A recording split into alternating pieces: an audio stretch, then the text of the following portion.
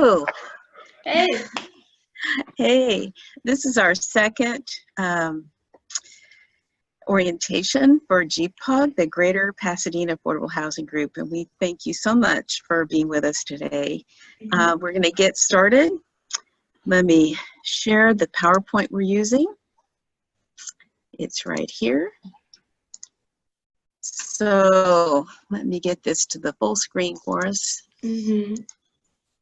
Now, the focus of this particular orientation is more looking at our approach, advocacy, which we call redemption of the city.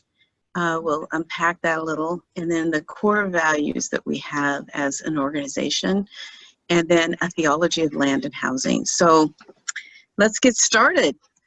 All right. Advocacy, yeah, redemption of the city. It's an interesting concept to think about how the very structure and laws of the city need to be redeemed, and so that they're more geared toward those most vulnerable. And so that's, if you look at Old Testament, and we'll unpack that some later, but the whole idea of prophets speaking to cities about doing justice, this is really what we're doing here.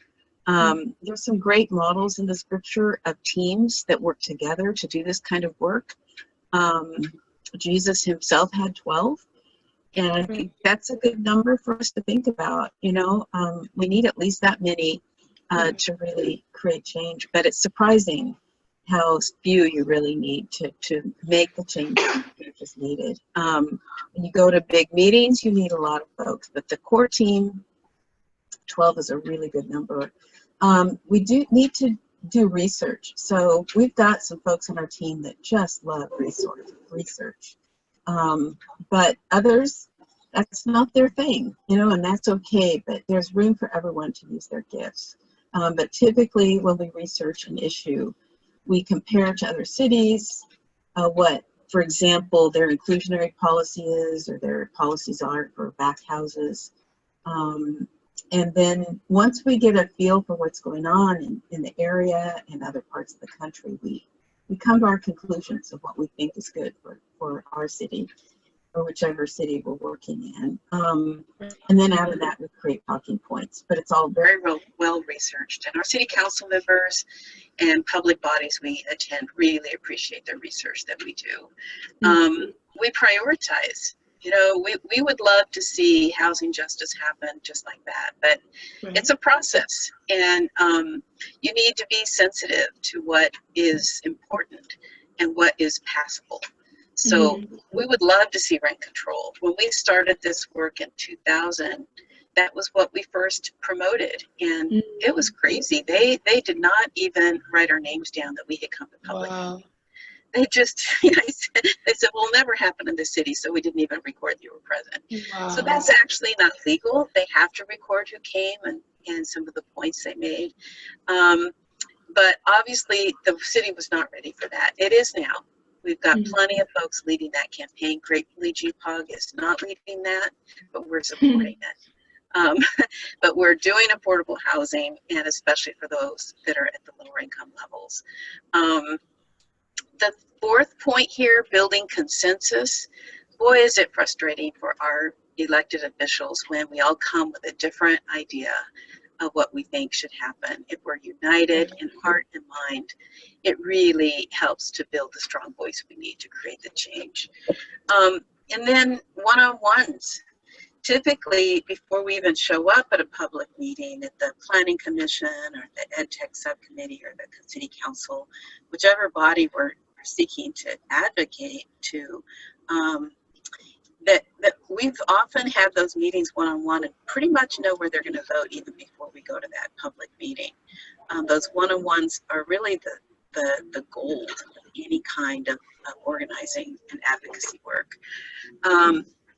And then bringing crowds. So when we do go to those public meetings, we need a lot of folks. You know, if we're having a prayer vigil, we want a lot of folks, and we're hoping that the media will come and really show how much we care as a city. There's parades, there's all different ways, affordable housing tours, forums. We've done a number of housing forums. So But for the most part, it's the city council that we're advocating for. And we've been in the newspaper a lot by the crowds we've brought to public meetings. But once things are passed, you know, justice is eternal vigilance. You can get a great policy passed, but then something's happened with the enforcement mechanism, and it's just not happening. You know, they haven't yet really made sure it's in the books, and developers are following what it actually says. So I'm going to unpack each of these just a little, and Morgan is here with us. I've got a few questions along the way that I'll be asking you, Morgan, so thank you for your time. Yeah. So building those teams, and that has to do with creating a membership. So we do have membership forms. We have several kinds of members. But those teams, let's just talk for a minute about that. I know you've probably been on a number of teams, Morgan, that some are really good and you feel really good about yourself, and others are like, this is not a team I want to come back to. Right. So give me an idea of a team that you have really enjoyed that you've been on. Yeah, I think back to one of my experiences in a young adult group at a church I attended in the past, and I really felt like the pastor of that group was able to call out a couple of things about me that could, you know, help facilitate discussion in a group environment.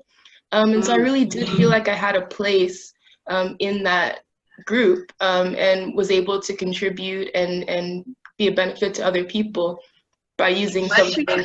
Tell us what that gift is he noticed.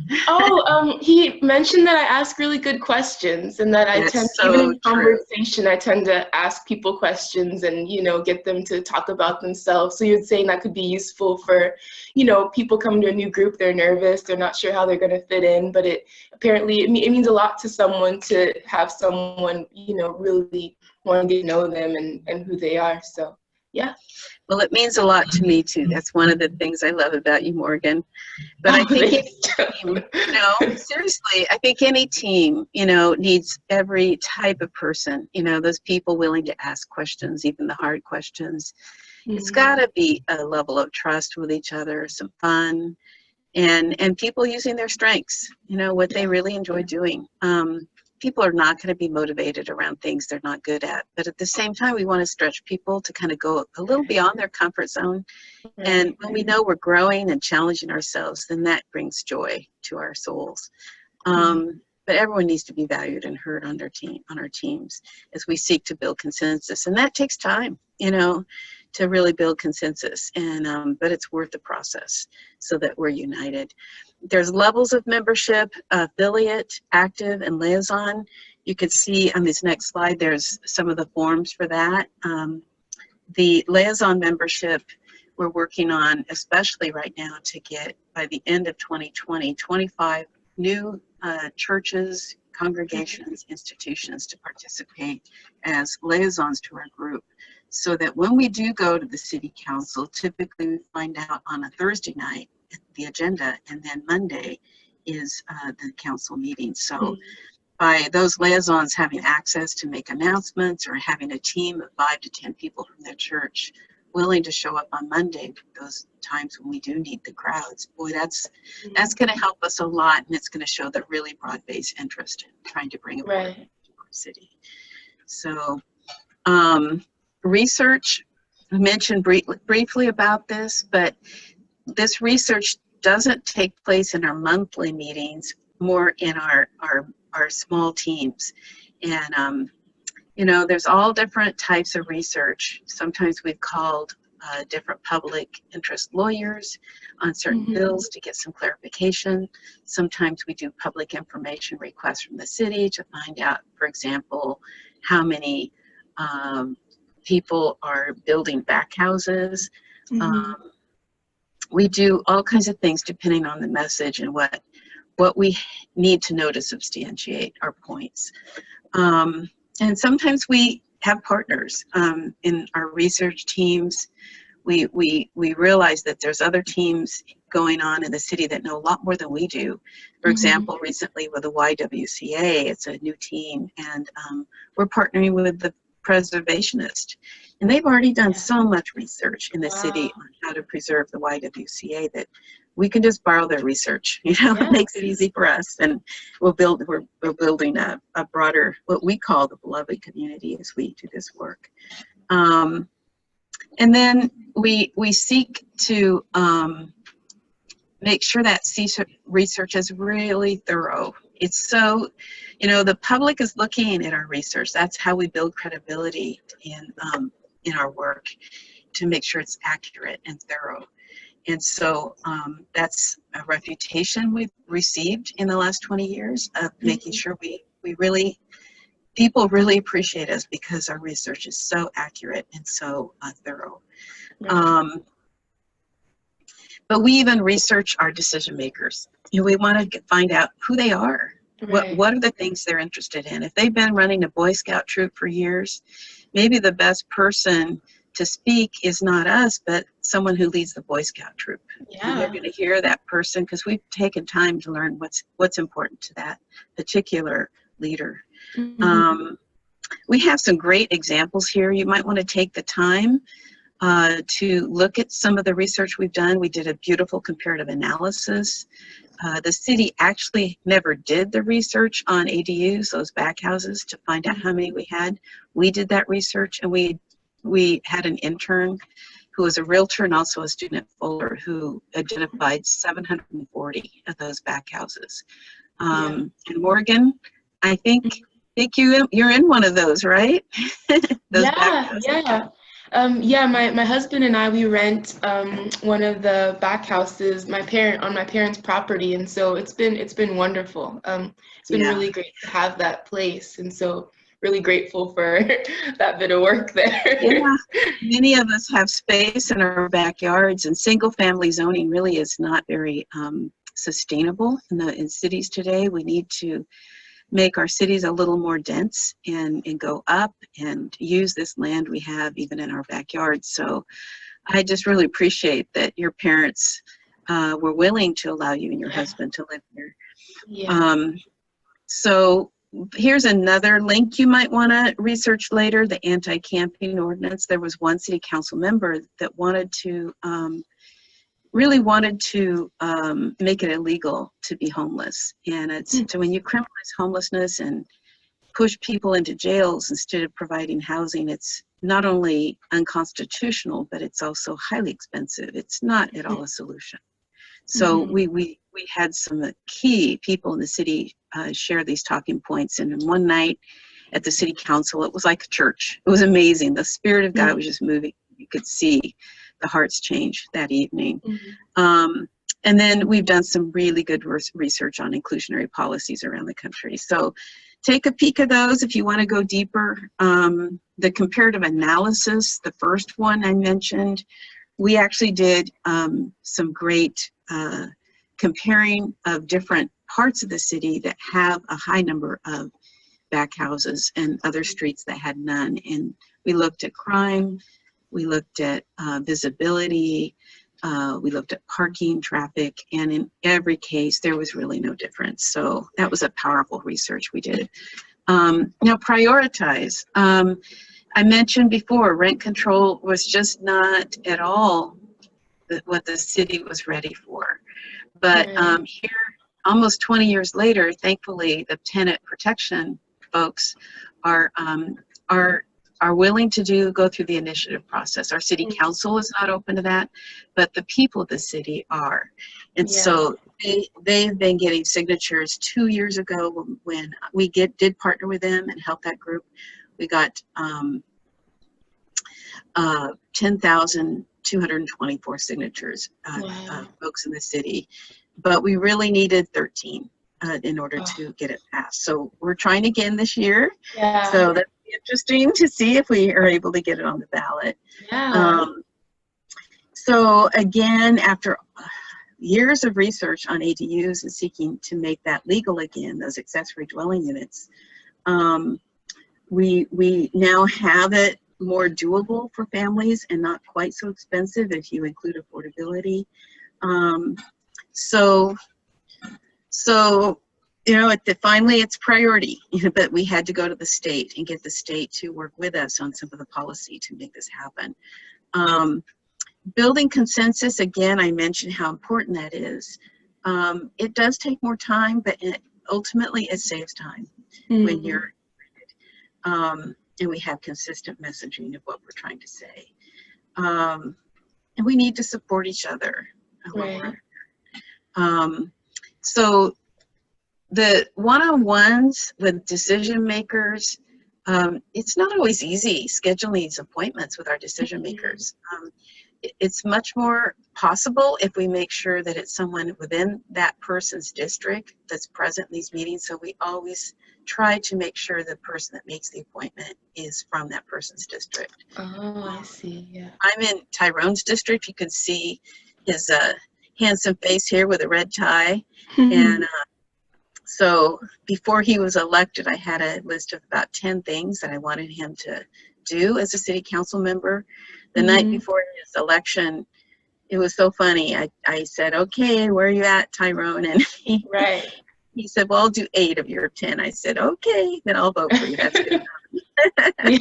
And he's been faithful. He's really worked on those 8 things. And so he's really been good for our district. Wow. He's a real collaborator and real willing to work with the public and listen to what the public wants. So it'd be interesting to brainstorm some strategies to get appointments. Some city council members we've actually never met with. They've never been willing to do this. So sometimes you just have to show up at meetings where they are. One council member in East Pasadena, I'd actually been praying for years that I'd be able to meet with him. And at a Leadership Pasadena graduation, I saw him and he was sitting right down from me. And so I walked over to him afterwards and I said, you know, I've been actually praying for years that I'd have a chance to have a conversation with you. He said, you have? He was so surprised, you know. And I said, yeah. And he says, well, what do you want to talk with me about? So I just summarized it. Theology of land and housing, my biblical perspective. I don't know if he's a person of faith, but he was fascinated. Wow. He so appreciated what I shared. And he actually called me the next day. And he wanted to show up on Monday at the city council. So I did. I was there for him until midnight on Monday, advocating that development in his district would include affordable units. So so you have to get creative to build these relationships. So again, meeting one-on-one, as I mentioned, it's just so important. We seek to maintain a humble posture of learning. We don't want to be confrontational when we meet with our city council members one-on-one. Once in a while, we do need to be a little bit direct, and that's okay. We need to have a strong position at times, but always with love, always with mercy, and always affirming the person and their willingness to be in meetings and really hear our positions. And we also listen to theirs. We're not shy about our positions. And that's in keeping with the biblical mandates. There's many times that the prophets were not at all afraid of confrontation. I don't know, maybe some of those prophets were shaking in their boots, who knows, but they did confront authorities when needed. But children are often some of the best advocates. It's very powerful. When kids come to the city council, they are smart. This one gal, Lily, who's there in the middle, she is going to be facing hard times in the future if there's no housing she can afford when she's ready to graduate, go to college, and start a family. So they can speak with power. We had a 12-year-old come and speak a number of years ago named Nicole. And oh my gosh, she was so powerful. She won the award for the best essay for the Martin Luther King Essay Contest. And it was all about Martin Luther King and housing. And so I asked her, I said, why don't you share that at the city council? She goes, oh, I'd love to, you know, and her whole family came, they supported her. It was a beautiful speech, and it went a little over the 3 minutes allotted. all the city council members turned the little light off so she could finish her speech. Oh. And at the end, she said, you know, I won $250 and I want to give this to the city. I understand that you cannot, you're not interested. Part of the reason you're not interested right now in doing a housing commission for the city is because you lack funds. So I want to make sure you have this. It was so amazing. One of the city council members stood up, opened his arms big and wide. He says, why does it take, and you know, actually she was 11 at the time. Why does it take an 11-year-old to teach us what we all should be doing? So you could hear a pin drop when she was speaking. It was so powerful. But also one-on-ones with developers. At times it's highly effective to meet with certain developers. I'm just gonna show you something if I can figure out how to share again. Let's see, let's go back here. I may not be able to figure it out.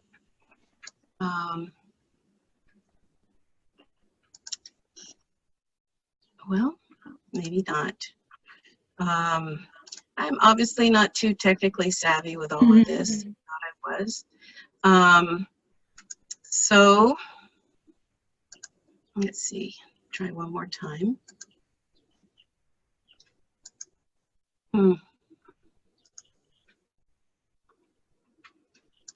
Well,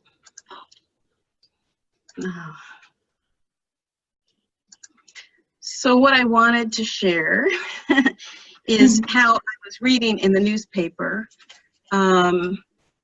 And what I have here with me is, and maybe you can kind of see it a little bit just through this tiny picture, but this particular newspaper article says that there's a need for 759,000 low-cost homes.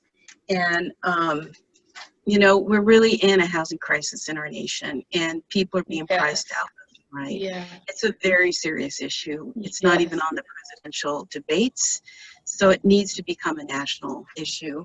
But it's in the newspaper every day. At least the media is recognizing it. And so I was reading the paper one morning, and I typically read the Bible and newspaper every morning. It's going to get my marching orders, oftentimes from the newspaper. So I read that there was this proposal of 800 units in Pasadena, and it gave the name of the developer. And so I looked him up on the internet, and I called him. It was a developer out of Irvine, California. And I said, I'd like to meet with you guys. And so I met with them. They were eager to meet because they want to make sure that they get approvals, you know, and so we sat down, and I said, you know, we have inclusionary policy in our city where you have to set aside a percentage of units. So 800 units is a lot, you know. Are you going to, you know, do a percentage? And they said, you know, probably. You know, I said, you have the choice to pay a fee or to build off-site. And they said, no, we'll probably include the units. But then I asked them at what income level, at the low, very low, moderate, very, you know, and they said, well, probably the moderate. And I said, you know, our group is really about supporting the very low and the lower income levels. So we're not going to be able to support you on this, but if you change your mind, let me know, and let's just see what you think, and in 2 weeks, let's meet. So we met 2 weeks later, and it was amazing. Oh my goodness, Morgan, I could not believe it. They said, you know, we're not going to do just the 15%. They actually made 20% of all. Wow. And they did them all at the very low income level. Wow. So we have 97 very low income units in this beautiful development that are not any different than the luxury units. There's no whatsoever. And this is next to Gold Line. So it's, you know, car, it's close to Old Town, you're close to shops, close to jobs. It's really development at its finest. So bringing crowds, I mentioned that as part of our, you know, our plan in redemption of the city. And so you can sometimes just see the city council members, their heads are kind of bouncing up and down. You know, they're counting. They're counting how many people are out there, and that'll help them decide what to vote on. And it really does demonstrate that the community is united and cares. So really anyone can show up. Just your presence without saying a word can sometimes help get things passed. But if people do want to speak, their stories are so powerful. If you, whatever your housing story is, if you've struggled at some point, or if you're a wealthy person who still can't pay enough for your employees to be able to live in town, that's a story too. So, so there's often key stakeholders that we get to know in the city, and those are also the ones we need to make sure show up. So I mentioned stories. This is a beautiful story. This is a gal, Dorothy, who's kind of the poster child for those that have experienced homeless long term. She was homeless for 17 years, a hardcore drug user, and she carved out a little home for herself under the freeway embankment. She had a little couch and everything down in there. And and she turned her life around through people reaching out and slowly building trust. And finally, she allowed herself to get housed. And she's stable. She's now on national boards. They fly her around the country on the National Board for Supportive Housing. And when she speaks, it's so powerful. She's so full of love. So these types of stories are very transformational, not only for the person, but for the whole city. When those in power can hear how people's lives have changed because of the type of housing that they're supporting. And then just showing up makes a big difference. When we had big vigils and public sessions, educational sessions, it really demonstrates the community interest. And it also makes it newsworthy, as I mentioned. We've been published many times in the newspaper. One of our actions this last spring on Martin Luther King Day was to work with Fuller Seminary to make sure that 169 units on their campus that are designated as inclusionary to remain permanently affordable. We prayed, we had a huge prayer vigil, and the 3 different newspapers came out to support that and write about it. It was very powerful. But as I mentioned before, justice is eternal vigilance. You know, you can get great policies, but they can sit on the shelf. And sometimes we have to go and say, look, we need to make sure this gets implemented. With the ADUs, those accessory dwelling granny flats, some great policy happened that we worked hard on for years in 2017. But it wasn't until a year later that the staff finally had all the protocols ready for allowing people to actually build those. So we kept working closely with the city and encouraging them to move this forward and offering our help where we could. So here we are advocating. We at the planning commission level, we even had a little float, and we had it at a parade. But then we had it for multiple uses. We brought it to the city council as well as the planning commission, and they appreciated it. It was fun. It brought levity, And so pop quiz: which of the following is a way to build a good team? Housing justice is such a serious issue. It's best to make sure no fun is involved.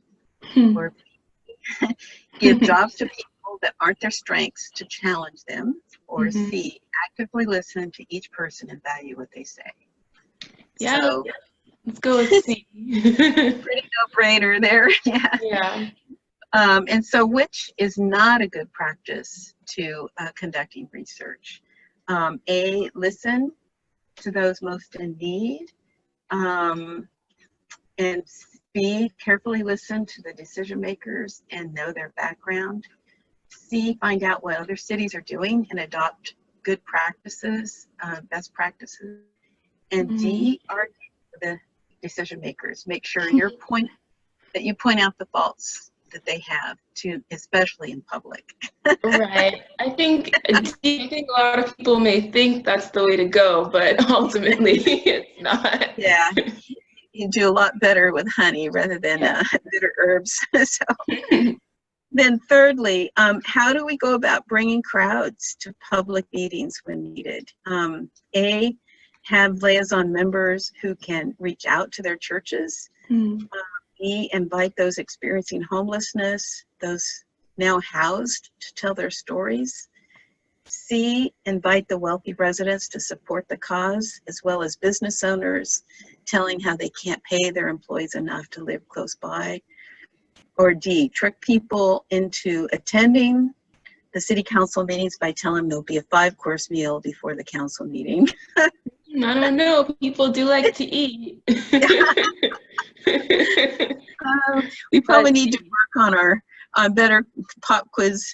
That might be someone's gift. They can help us come up with some great pop quizzes here. So I'm going to stop here right now. The GPAHG new member orientation, the core values. I think it's probably good to take a little break, and we'll start up on the next portion of this in a separate meeting. So thank you again for your time, and we really value your input. And after you've heard these meeting webinars, we hope that you'll feel more equipped to join and apply to be a member, or even a liaison member. So thank you. Bye-bye. Thank you so much. Bye-bye.